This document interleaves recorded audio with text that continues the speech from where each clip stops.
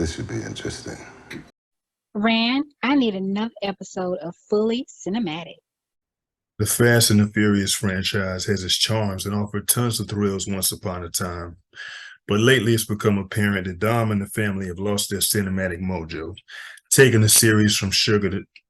But the car movie as a genre may never go out of style. As such, a new feature film about a gamer whose experience with a certain series of racing simulators translates into IRL Formula One chops is set to take the lead as the year's best driving flick. So buckle up, check your mirror, and follow along as I run down Gran Turismo. And oh yeah, there will be spoilers. We start with a brief history lesson of the Gran Turismo video game. Immediately afterward, we meet college dropout Jan Martinborough in his Cardiff bedroom, unboxing a brand new wheel controller which he bought with a month's worth of earnings from his job selling underwear at a department store. Before he fires up the game, his dad, Steve, a former footballer who played for over 20 years, shows genuine interest in his son's gameplay. Meanwhile, in Japan, Nissan Motorsport marketing exec Danny Moore proposes his idea to put a gamer in a real race in order to reignite consumers' passion for driving their own automobiles in lieu of taking cabs and lifts. After getting the green light for his project, Danny reaches out to skeptical American auto engineer Jack Salter, who works for racing team Kappa, about joining Team Nismo. During a family lentil salad dinner, we learn that Jan's younger brother Kobe plans to follow in Pop's footsteps on the football pitch, while their mom, Ginger Spice, tries to alleviate the sibling rivalry. In London, Jack's convinced to help Danny when obnoxious young driver Nicholas Kappa insults him at a business dinner.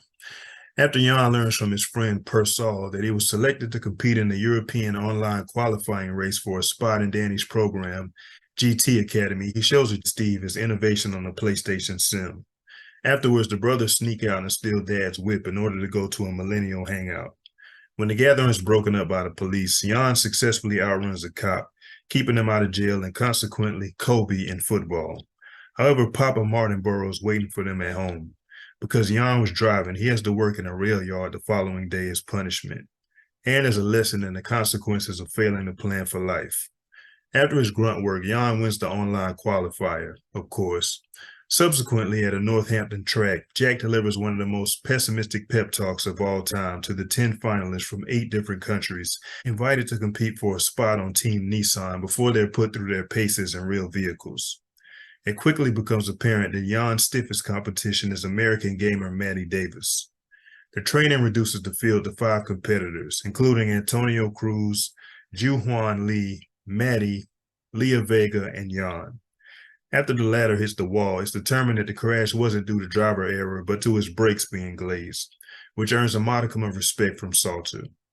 That night, Jan's fellow drivers learn to their horror that he prepares for heats by listening to pop saxophonist Kenny G's shocking hit, Songbird. The race ends with a photo finish between Jan and Maddie, and when it's determined that the latter lost by a fraction of a second, Danny attempts to convince Jack to announce the more camera-ready Maddie as the winner, but to no avail.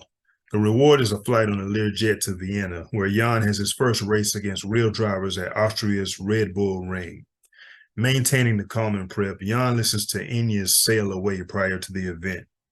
Our hero's first wake-up call is a red Ferrari blowing its engine directly in front of him early in the contest. Nick Kappa bullies Jan on the final lap, causing him to drop from 4th to a 27th place finish. Races in 6 more cities follow, including Hockenheim, an 8th place finish in Istanbul, and not finishing at all in Barcelona. A Dubai contest at the city's Autodrome represents Jan's final opportunity to qualify for an FIA racing license, which requires that he place at least 4th. Though Kappa passes him, it results in him rolling his car, with his wheel shattering Jan's windshield. His 4th place time secures the license. Jan also snags a signing bonus.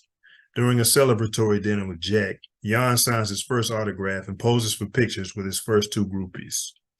But he takes Jack's advice and flies his girl Audrey to Tokyo for his signing event, where he meets the creator of Gran Turismo, Kazunori Yamauchi, at his company Polyphony Digital. During a race at Germany's Nürburgring, Mr. and Mrs. Martinborough watch helplessly as their eldest boy's GTR flips on the track due to a headwind, necessitating a medical airlift by helicopter.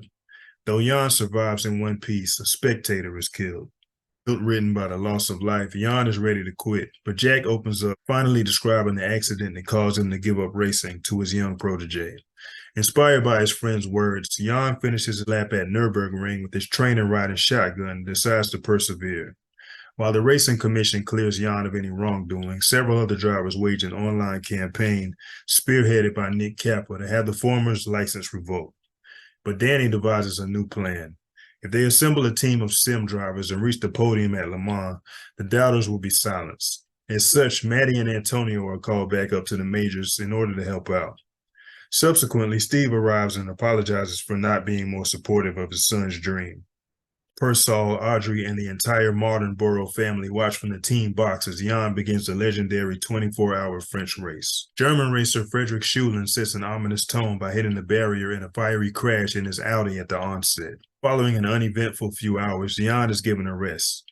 But when Antonio cramps up, Jan tags back in.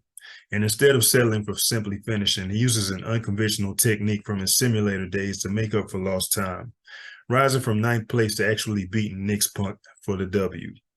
We're told that the real Jan Martinborough went on to compete in over 200 races and serve as star Archie Madikwe's stunt double, essentially playing himself in this very film. While the movie has a seemingly outrageous premise, as well as a Hollywood ending, Gran Turismo actually is based on a true story. If this counts as a video game based on its subject matter, it's one of the finest. You won't see any muscle cars in space or speeding down the Hoover Dam, but GT just might cause you to forget your troubles for a couple of hours and renew your faith in high-speed cinema. It sure worked for me. If you like underdog stories and plucky heroes who defy the odds, then check it out. In other news, it's time to check out a few comments from another show. After watching my early review of Justice League War World, the Harbinger 00 said, "Snooze fest. Only good story in here was the 1950s black and white sci-fi segment in there.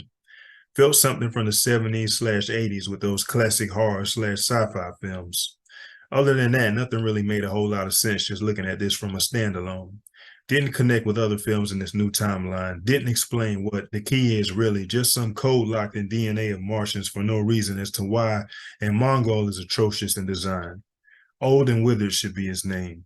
Lobo was just a throwaway, didn't even need to be there. And did they rip off the final act in Aladdin with Snake Jafar fight? If this is where animated films are going, this is the end for DC film of any sort." The same video led Battle Vein to comment, "Save your money and avoid this movie. It's very poor." The War World episode also prompted Darthorian Darkwing to say, "It's a shame too, the Tomorrowverse started off pretty strong." Shout out to Harbinger 00, Battle Vein, and Darthorian Darkwing for dropping comments. And shout out to everybody who hit the like button and subscribe to the channel. But I've had enough of this conversation and I'm logging off. Fully cinematic.